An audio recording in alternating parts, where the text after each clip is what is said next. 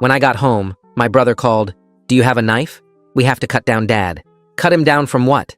I couldn't process what my brother Sammy was saying. "I'm in the basement, hurry up."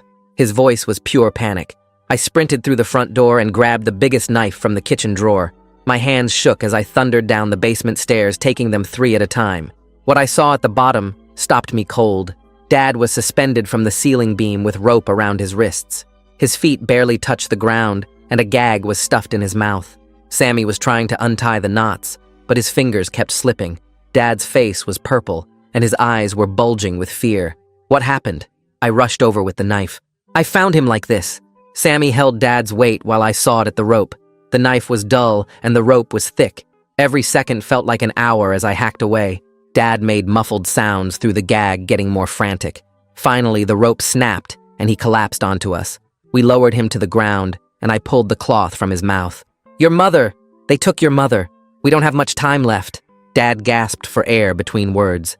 Sammy helped him sit up while I tried to make sense of what he was saying. Someone had tied up our father in our own basement. Someone had taken our mother. None of this felt real. We half-carried Dad up the stairs and to my car. He could barely walk and kept mumbling about Mom being in danger. Sammy drove while I sat in the back with Dad trying to get more information. He was too shaken to explain clearly. Just kept saying, "They took her," and we had to hurry.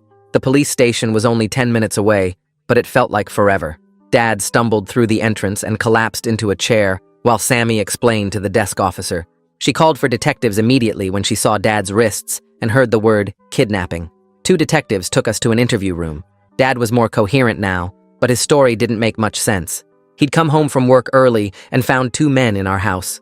They'd jumped him before he could react, tied him up in the basement, made him watch on his phone as they drove away with Mom in her own car. "Can you track her phone?" Sammy asked desperately. The detectives tried, but her phone was off or destroyed. Without a location, they couldn't issue an Amber Alert or know where to send units. We were stuck in that room while Mom was out there somewhere with whoever had done this. That's when Sammy's face lit up with realization. "She took my car for work today. Mine has GPS tracking for insurance." He pulled out his phone and opened the tracking app with shaking fingers. The location showed an address across town, an empty parking lot by an old warehouse district. The detectives called for backup, but we were already heading for the door. "You need to let us handle this."